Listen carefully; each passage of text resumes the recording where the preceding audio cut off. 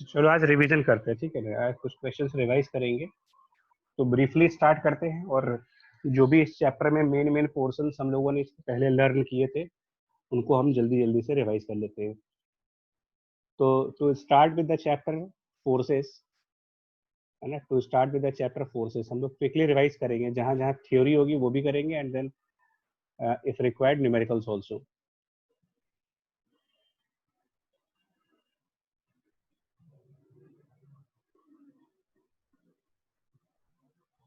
ठीक है।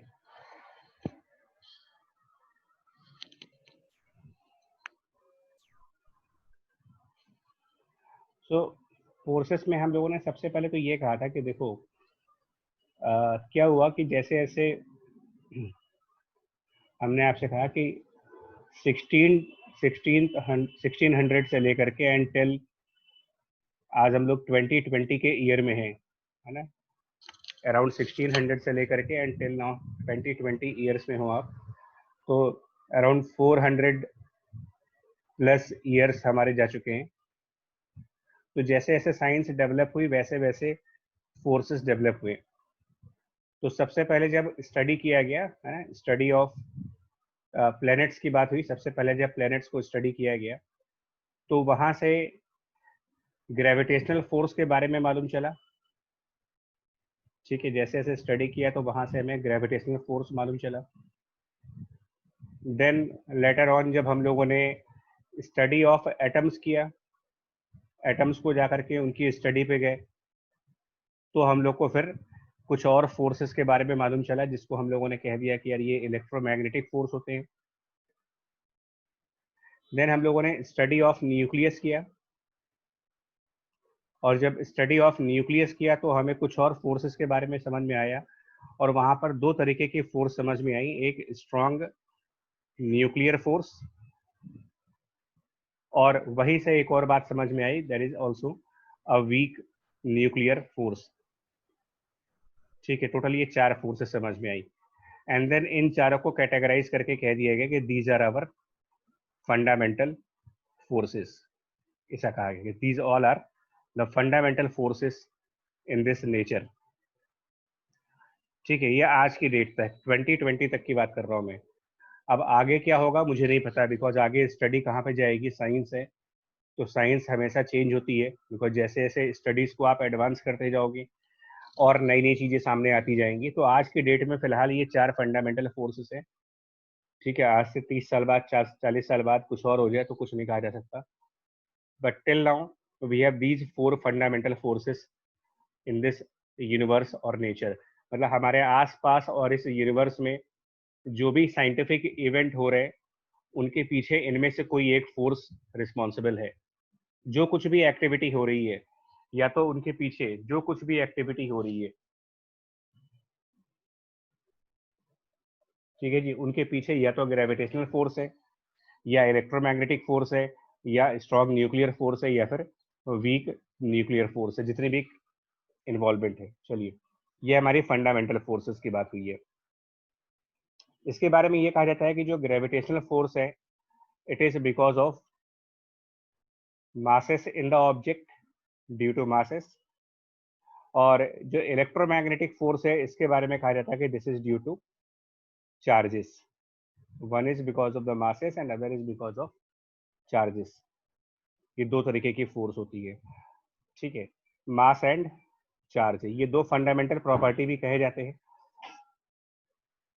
इसके बाद हम लोगों ने फोर्सेस को फिर ये कहा, मतलब इसके बाद हम लोगों ने ये कहा कि फोर्सेस अगर हम अपनी कॉमन लाइफ में बात करें, जो हमारी कॉमन लाइफ फोर्सेस हैं, तो कॉमन लाइफ फोर्सेस में मतलब डे टू डे लाइफ में कॉमन लाइफ फोर्सेस में जब गए, तो क्योंकि ये जो फंडामेंटल फोर्सेस है, ये तो आपके साइंटिस्ट लेवल की बात हुई है।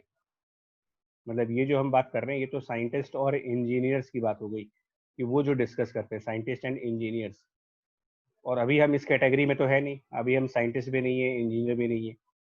तो अभी हम नॉर्मल एक स्टूडेंट हैं। तो हम स्टूडेंट लेवल पे बात करेंगे, तो कॉमन लाइफ फोर्सेस में हमें कुछ फोर्सेस समझने को दी जाती हैं, जिसमें सबसे पहले आता है नॉर्मल रिएक्शन फोर्स। सबसे पहले आप पढ़ते थे नॉर्मल रिएक्शन। जिसके बारे में मैंने ये कहा था कि नॉर्मल रिएक्शन फोर्स जब भी आपकी बात की जाएगी तो इसका मतलब होता है push in perpendicular direction.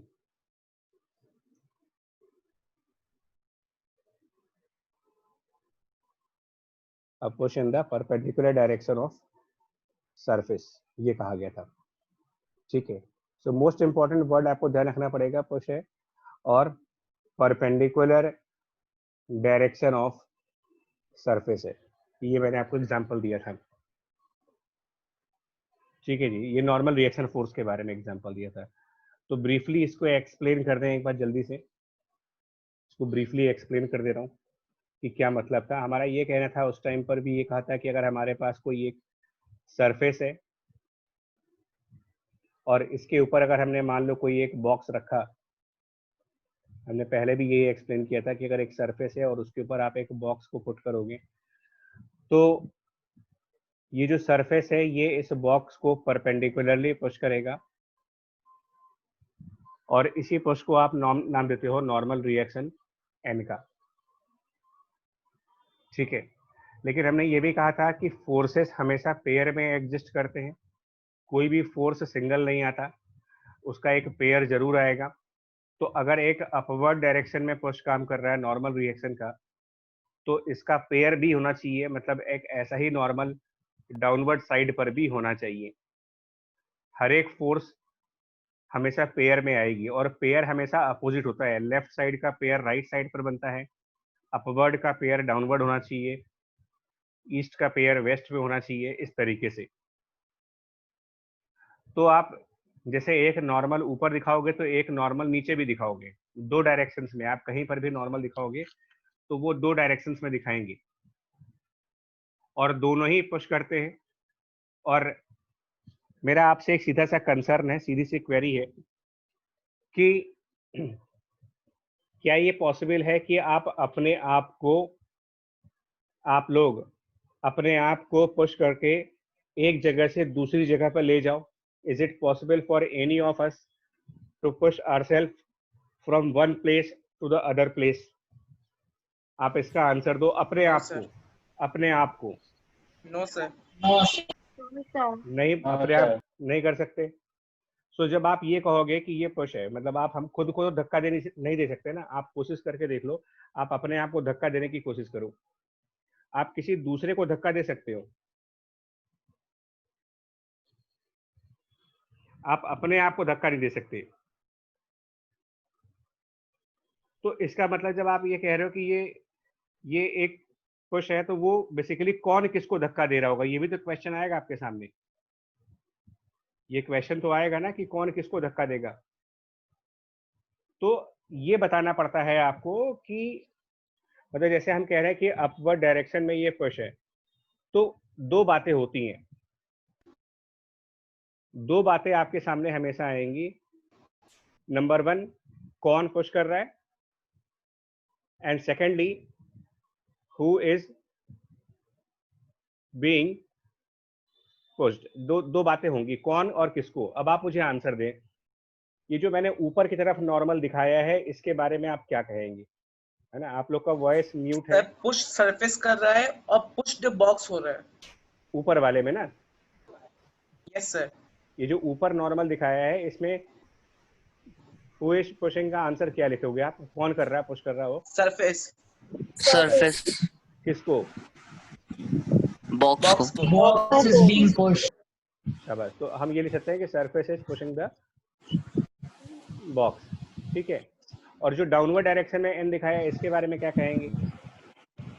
Box is pushing surface. Box is pushing the Box is surface. pushing. Surface is being pushed. Pushing the surface. शाबाश। तो यही न्यूटन थर्ड लॉ भी है यार, कि action and reaction law, right? इसी को action and reaction law है।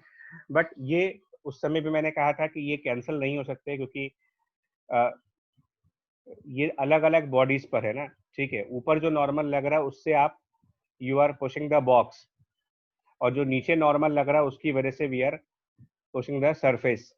तो इसके अंदर दो अलग अलग बॉडीज को पुश किया जा रहा है, एक तरफ बॉक्स को पुश किया जा रहा है और एक तरफ सरफेस को पुश किया जा रहा है। तो दो अलग अलग बॉडी को पुश करोगे तो वो कैंसिल नहीं हो सकते कभी, अनलेस कि हम सेम बॉडी को ना पुश करेंगे। तो ये जो मन में एक डाउट आता है ना कि ये नॉर्मल रिएक्शन फोर्सेस कैंसिल क्यों नहीं कर सकती हैं, तो उसका आंसर मैंने बता दिया, क्योंकि ये सेम बॉडी के ऊपर नहीं है, इस वजह से ये कभी भी कैंसिल आउट नहीं कर सकती हैं। पॉइंट क्लियर हो गया आपका? नॉर्मल रिएक्शन फोर्स का पॉइंट क्लियर हो गया आपको? और ये नॉर्मल वर्ड जो है वो परपेंडिकुलर होने की वजह से पड़ा था, नॉर्मल वर्ड जो है वो परपेंडिकुलर होने की वजह से पड़ा था। सर अगर ये कैंसिल आउट नहीं होती तो फिर बॉक्स मूव क्यों नहीं करता है? उसका रीजन ग्रेविटी है बच्चा, वो अलग चीज है, वो एक ग्रेविटी का रीजन भी तो है ना, ग्रेविटी अलग क्वेश्चन है, अभी उस पर भी आ रहे हैं हम लोग। अभी आप सिर्फ ये नॉर्मल रिएक्शन फोर्स के बारे में ये जो हमने बताया आपको, जल्दी से इसको देख लो, इसको समझ लो।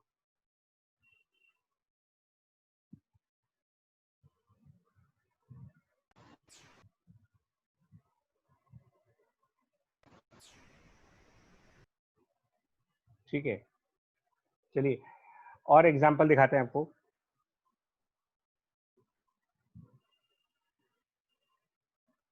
हम लोगों ने पिछली बार ये भी कहा था, जब अपना रेगुलर क्लास कर रहे थे, तो हमने कहा था कि अगर हमारे पास कोई इंक्लाइंड सरफेस है और उसके ऊपर मैं अगर एक बॉक्स रखूं, मतलब इस तरीके से इंक्लाइंड सरफेस के ऊपर मैंने बॉक्स रखा, अगर मान लो ऐसे, तो यहाँ पर भी सेम चीज होगी। मतलब अगर इसको हम कोई अपना प्लेन कह दें तो यहाँ पर भी सेम चीज होगी। अब आप 90 डिग्री प्लेन का दिखाओगे, है ना, ऐसे, मतलब आप जो डायरेक्शन दिखाओगे इधर, ये 90 डिग्री पे होना चाहिए, यहाँ से ये एंगल जो बनेगा वो 90 डिग्री, इसी 90 डिग्री की वजह से इसको नॉर्मल कहा गया है। ये जो 90 डिग्री है ना, इसकी वजह से ही इसको नॉर्मल कहा गया है। और दोनों डायरेक्शन दिखाएंगे, मैं बार बार कह रहा हूँ, आप दो डायरेक्शन में दिखाएंगे, फोर्स को हमेशा दो डायरेक्शन में दिखाइए। इसको भी एन लिखो, इसको भी एन लिखो, एंड द सेम रीजन, जहां पर भी आप एन दिखाओगे तो आप अपने आप से क्वेश्चन करो, who and who is being, दो बातें होंगी।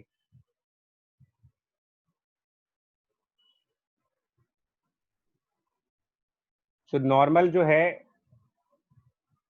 ये जो नॉर्मल आपने दिखाया है यहाँ पर ना, इसको इट इज, सो इसमें ऊपर इस तरफ जो दिखा रहे हैं वहां पर क्या होगा, box is being pushed by plane. इसको हम जल्दी से कंप्लीट कर देते हैं, और ऐसे ही डाउनवर्ड डायरेक्शन में।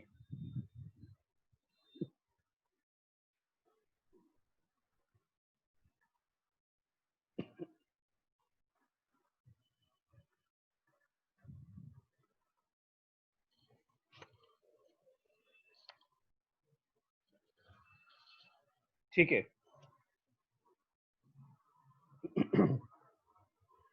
अभी आप इसको ग्रेविटी से कंफ्यूज मत करना बिल्कुल भी, ग्रेविटी एक अलग चीज है, नॉर्मल रिएक्शन फोर्स एक अलग चीज है।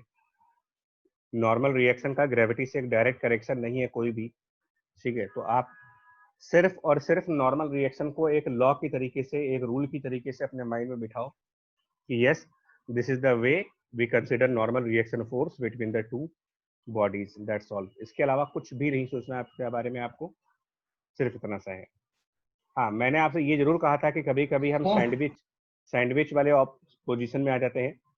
सैंडविच पोजीशन हमने इसको कहा था कि कभी कभी क्या होता है कि हमारा एक बॉक्स जो होता है वो दो बॉक्स के बीच में आ जाता है। हमने ये जरूर कहा था आपसे कि अगर हमारे पास ऐसे एक बॉक्स है मान लो, और इसको हमने फ्लोर पे रखा है, कहीं फ्लोर पे, और इसके ऊपर मैंने एक और बॉक्स प्लेस कर दिया है, तो ये सैंडविच वाला मॉडल था। तो अगर हम इसको ए और बी का नाम दे दें, ए एंड बी, और इसको F for the floor, F for floor, तो आप इसमें ये कहोगे कि यस, क्या होगा अगर हम सबसे पहले बी वाले की बात करेंगे, तो B is, object B is being pushed upward. So यहां पर मैं लिख रहा हूं कि बी इज पुश्ड अप, किसकी वजह से, बाय ए। आपको ये लिखना पड़ेगा, दो बातें ना फिर से, कि who is being pushed and who is by whom, by whom मतलब किसकी वजह से और किसको। तो B is being pushed upward by A, so उसका रिएक्शन भी तो होगा ना, उसी का रिएक्शन भी होगा। तो आप क्या करोगे, एक डाउनवर्ड डायरेक्शन में और दिखाओ, सेम चीज डाउनवर्ड डायरेक्शन में दिखाओ। अब आप कहोगे कि now A is being, sorry, A is now being pushed down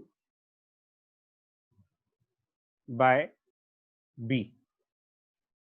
और ये जो वैल्यूज है इनको हम रिप्रेजेंट करते हैं bye some number, let's say n1 मान लो, इसको आप रिप्रेजेंट n1 से कर दो, ये दोनों बराबर होंगे बिकॉज इसमें सेम बॉडीज इन्वॉल्व हैं. B is being pushed by A and now A is being pushed by B. तो ये A और B दोनों के बीच की बात हो गई, तो दोनों को आप n1 दिखाओ. ये हो गया Newton third law. Forces pair में आएंगी, ये जो न्यूटन थर्ड लॉ ने कहा है. इसके बाद क्या करेंगे, देखो जो ये फ्लोर है, फ्लोर, इस फ्लोर की वजह से बॉक्स ए ऊपर की तरफ, तो ऊपर की तरफ एक फोर्स और दिखाएंगे. ठीक है, अब आप क्या कहोगे, this is now A is being pushed upward by floor. तो उसका रिएक्शन फ्लोर के ऊपर दिखाओ डाउनवर्ड, उसका रिएक्शन फ्लोर के ऊपर दिखाओ डाउनवर्ड. और अब आप लिखोगे floor is being pushed downward by A. तो देखिए यहां पर किसकी बात हो रही है, फ्लोर की बात हो रही है और ए की बात हो रही है. इसके ऊपर में किसकी बात हो रही थी, ए की, और किसकी बात हो रही थी, फ्लोर की. तो यहां पर भी ए और फ्लोर है, यहां पर भी ए और फ्लोर है, तो ये एक्शन एंड रिएक्शंस हो गए, ये दो फोर्सेस हो गए. ठीक है, यहां तक बात समझ. ये सब मेरी नॉर्मल रिएक्शन फोर्सेस हैं, दे ऑल आर. अब इनको मैं एक नया सिंबल दूंगा, लेट्स से N2 नाम दे देते हैं इसको. तो क्योंकि ये एक्शन एंड रिएक्शन के हैं तो दोनों का नाम N2 रखोगे, बोथ आर N2. इस तरीके से आप दिखा सकते हो कि नॉर्मल रिएक्शन फोर्सेस कैसे हम कंसीडर करते हैं, नॉर्मल रिएक्शन फोर्सेस की वैल्यू क्या होगी. ठीक है, अब आपको मैं इसका ग्रेविटी से कंसर्न दिखाता हूं कि ग्रेविटी से इसका क्या लेना देना है, how the normal reaction force is related to the gravity force. तो इसके बारे में सोचिएगा, देखो है ना. अभी आपको ये दिखाते हैं कि ग्रेविटी से कंसर्न कैसे है इसका. तो फिर से एक बार एग्जांपल लें. पहले मैंने एक फ्लोर का एग्जांपल लिया आपको, सिंपल सा सिंगल फ्लोर, एंड उसके ऊपर मैंने एक ऑब्जेक्ट माना कि इसके ऊपर मैंने एक ऑब्जेक्ट प्लेस किया है, लेट्स से 20 किलोग्राम का. ठीक है, नाउ अब आप इसके बारे में सोचना, जो फ्लोर होगा ना उसकी वजह से क्या होगा, ये ऊपर की तरफ, मतलब जो बॉक्स है इज बीइंग, मैं इसको लिख रहा हूं आपके समझने के लिए, मतलब इतना लिखना नहीं चाहिए मेरे को. Box is being pushed up by floor. और इसी पुशिंग फोर्स को, ये जो पुश कर रहा है ना, फ्लोर जो बॉक्स को पुश करता है, इसी चीज को आप रिप्रेजेंट करते हो बाय नॉर्मल एन.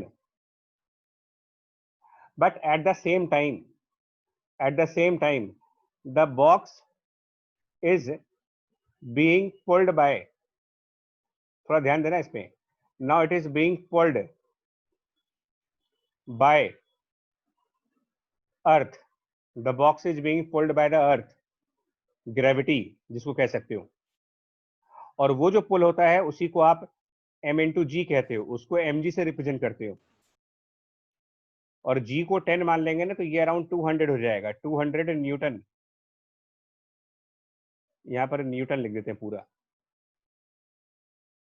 अब आप देखो, in both cases box is being, here also box is being. Now the forces are on the same box, now the forces are on the same box. One side the box is being pushed up, है ना, pushed up, ऊपर की तरफ force लग रहा है, and secondly it is being pulled down. तो एक आप ऊपर की तरफ पुश कर रहे हो और एक डाउनवर्ड पुल कर रहे हो, ये दोनों के बीच आपस में एक बैलेंस हो जाएगा. These two will cancel each other, they will cancel each other and then the box will remain at rest. ठीक है, अगर ये बॉक्स रेस्ट पे है तब आप कह सकते हो कि yes they will cancel each other, and therefore n की value, the normal reaction force will become 200 Newton. But these are not action and reaction forces. बहुत confusion है लोगों को, students भी confuse होते हैं कि these two forces are action and reaction forces, but make it very clear that they are not action and reaction forces, because one is a push and the other is a pull. They cannot be action and reaction. Action and reaction must be similar. They must be similar. पुल का reaction पुल होना चाहिए और push का reaction push होना चाहिए, मतलब ध्यान रखना पड़ेगा आपको, ये अपोजिट नहीं हो सकते कभी भी.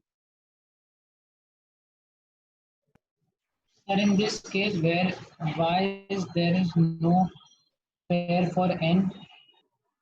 Sorry. Sir, in this case, why a pair of n is not there? No, the other part of n is, just a minute.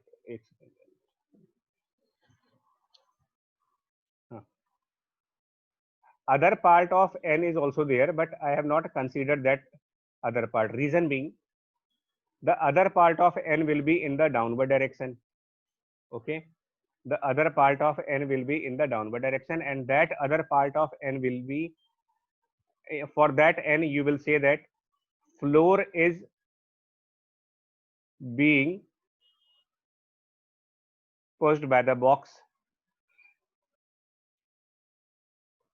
So यहाँ पर floor is being, in other cases the box is being.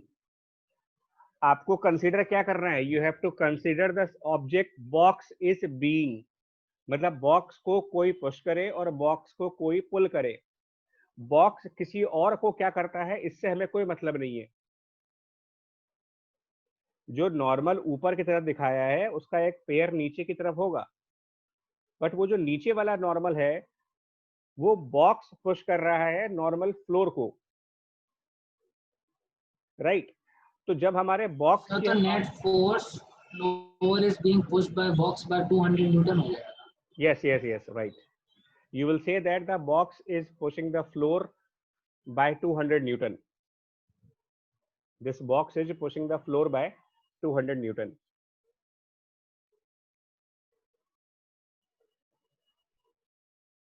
Clear हुआ आपको? Yes, sir.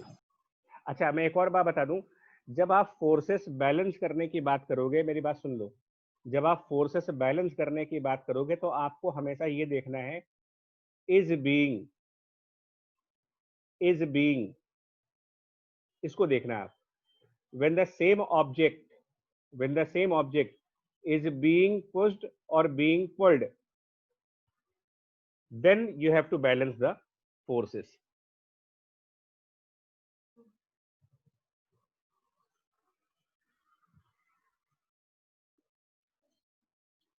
एक और example देखते हैं.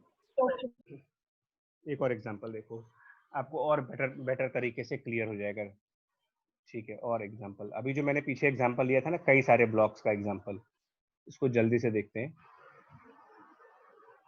तो अभी देखो बच्चा, पूरा सिलेबस तो रिवाइज नहीं करा पाऊंगा मैं, बिकॉज वो काफी टाइम लगा था हम लोग को सिलेबस को कंप्लीट करने में. तो it is not possible to have revision of all the Sir, इसके कंसेप्ट. बाद स्प्रिंग वाला करा दीजिएगा, उसमें डाउट. हाँ, करा देंगे, फिर अगले वाले सेशन में उसी करा देंगे. तो मैंने ये 3 ब्लॉक सिस्टम ले लिया. मान लो ऊपर हमारा एक 10 किलोग्राम का बॉडी है ना, और ये मान लो 20 किलोग्राम का बॉडी है, और ये सपोज दैट 30 किलोग्राम की एक बॉडी है, राइट? अब इसको मैं कुछ नाम दे देता हूँ ABC का. बर्थडे केक टाइप है किसी के, और ये फ्लोर है. अब आप देखो इसमें फोर्सेस कैसे दिखाओगे, ठीक है? अब आप मुझे सिर्फ ये बताना है, मैं वहां पर डायग्राम दिखा रहा हूँ, मैं यहाँ पर आपसे पूछूंगा, मैं यहाँ पर कुछ लिखेंगे और आप मुझे आंसर करना है. ए इज बीइंग, और आप मुझे बताना, मैं 2 तरीके के लिस्ट बनाना चाहता हूँ. It is being pulled and being pushed. अब आप देखो क्या होगा. ए इज बीइंग पुल्ड, तो मैं आज के आगे लिखता हूं बाय अर्थ, ठीक? डाउनवर्ड कितना फोर्स होगा वो? A is being pulled by earth downward, ये हो 100 जाए Newton. 100 न्यूटन। 100 Newton. शाबाश। अब A is being pushed, अब A को कौन पुश करेगा? A को कौन पुश करेगा? B. किधर की तरफ? किधर की तरफ? Upward. It is being pushed up, ठीक है, by B। 200 Newton. अच्छा, इसको आप कुछ N1 नाम दे दो, इसको N1 नाम दे दो। अब बताओ क्या, अब इसके अलावा भी कुछ है? इसके अलावा क्या A पर कोई पुल और A पर कोई पुश, इसके अलावा कुछ और भी होगा? No, sir. नहीं होगा ना? तो हम इनको बैलेंस कर दे रहे हैं, इनको बैलेंस कर देंगे, क्योंकि ये अप है, अप और डाउन है ना, अप एंड डाउन, इनको बैलेंस कर दो, यानी कि N1 बराबर 100। राइट, समझ में आया? Yes, sir. अब देखो B is being, अब इसके बारे में देखते हैं कि इट इज बीइंग पुल्ड और पुश्ड में क्या क्या आंसर आएगा। जल्दी से इसका आंसर देखते हैं। तो जब बीइंग पुल्ड में आएगा तो इसका मतलब पुल्ड डाउन बाय ग्रेविटी और by earth, and that is equal to 200 newton. हाँ, बट जब आप इसको पुश करने की बात करोगे तो A पुश्ड बाय A, अब A किस तरफ पुश करेगा इसको? Downward, right. कितना, तो कितना लिखेंगे इसको, क्या होगा, ये कौन सा फोर्स होगा? ये N1, यही N1 है। समझ आ रहा है ये N1 क्यों है? Yes sir. Okay, and it is also pushed by C. Block C, किधर? Upward. इसको आप N2 मान लो, ठीक है। अब डाउन साइड पर कौन कौन से है? डाउन इधर है और डाउन इधर है, तो ये जो डाउन वाले हैं इनको ऐड करो, यानी क्या हो जाएगा? N1 plus 200 plus N1. 200 और जो अपवर्ड वाला यानी N2, तो N2 कितना, और N1 की वैल्यू ऑलरेडी हम निकाल चुके थे 100, N2 बराबर 300, तो इसका मतलब N2 की वैल्यू 300, ठीक है, 300. समझ गए? Yes sir. आप जरा ब्लॉक सी के बारे में बात करो, अब ब्लॉक सी के बारे में बात करो। इट इज बीइंग, चलो बताओ, पुल्ड और pulled by gravity 100 Newton, Pulled by gravity and pushed by earth. and pushed by floor. हाँ, तो किधर होगा वो, देखो। So pulled by earth downwards and pushed by floor upward. Okay, तो it is and also pushed by B downwards. Downward pull होगा, earth की वजह से पुल होगा, और ये कितना हो जाएगा? 300। और इट इज पुश्ड बाय, देखिए पहली बात तो पुश्ड बाय बी होगा, पुश्ड बाय बी डाउनवर्ड होगा, Yes sir. तो ये N2 होगा। N2. समझ आया ये चीज? और N2 आप 300 निकाल चुके हो, and it is also pushed We by see upwards. floor upward, Floor upwards. इसको N3 मान लेंगे। तो अब आप कैसे बैलेंस करेंगे? डाउनवर्ड क्या है? डाउनवर्ड यहाँ पर है, डाउनवर्ड यहाँ पर है, यानी कि N2 plus 300 plus 300 equal to N3, तो क्या हो जाएगा? 600 N2 Newton. Plus 300 equal to plus 600 Newton. Right, equal to 600 newton. बहुत बढ़िया। तो अब इसको मैं डायग्राम के अंदर दिखाऊंगा ना, तो आप ऐसे कहोगे। अब डायग्राम के अंदर ऐसे कह सकते हो कि यहाँ पर एक नॉर्मल रिएक्शन फोर्स है N1, उसका पेयर डाउनवर्ड, फिर एक नॉर्मल रिएक्शन फोर्स ऊपर N2, उसका पेयर डाउनवर्ड, उसी का नॉर्मल रिएक्शन फोर्स N3 ऊपर और उसका पेयर डाउनवर्ड। यही चीजें आपने कैलकुलेट की हुई है। समझ आ गया आपको यहाँ तक? yes sir. समझ गए यहाँ Yes, तक? sir. चलो शाबाश। सो अभी आपके लेवल पर इससे ज्यादा तो वैसे भी नहीं आएगा, बट मैंने क्लासेस में तो इसके ज्यादा भी पढ़ा रखा था आपको, बट इसके बियॉन्ड आपकी क्लास में 9th क्लास में भी आता नहीं है, बट अभी के लिए आपका पर्पस पूरा हो जाता है इससे। ठीक है, नॉर्मल रिएक्शन फोर्स के बारे में अगर हम डिस्कस करें तो ठीक है। अब मैंने ऐसा ही कुछ कहा था, मैं जल्दी से रिवाइज करेंगे, नेक्स्ट सेशन में हम स्प्रिंग फोर्स पढ़ाएंगे अब इसके बाद वाले में, बट अभी जल्दी से हम ना एक बहुत फास्ट वे में टेंशन इन स्ट्रिंग को रिवाइज कर लेते हैं, टेंशन इन द स्ट्रिंग को जल्दी से रिवाइज कर लेते हैं। तो टेंशन के बारे में ये कहा गया था कि ये एक पुल होता है, it is a pull by string, ये मैंने आपसे कहा था कि it is a pull by string. तो उसको जल्दी से एग्जांपल के फॉर्म में देखो और बताओ क्या होगा। हमने यहाँ पर एक बॉक्स को हैंग किया है, ठीक है। सो ये एक बॉक्स है जिसको आपने मान लो 10 किलोग्राम का बॉक्स है और ये हैंगिंग है बाय द स्ट्रिंग, ठीक है ना, हैंगिंग बॉक्स। तो अब आप सेम क्वेश्चन अपने आप से पूछना है ना, बार बार एक ही क्वेश्चन बार बार पूछा करो अपने आप से एंड कभी कंफ्यूज नहीं होगे। नंबर 1, बॉक्स इज बीइंग, ठीक है। तो हम क्या बोलेंगे देखो, पुल्ड, और दूसरी तरफ आप पूछा करो पुश्ड, और अब आप अपने आप से बताओ कि क्या आंसर आएगा। Number 1, it is being pulled pulled, by gravity downwards. Pulled by Pulled by gravity. Pulled by gravity. gravity downwards.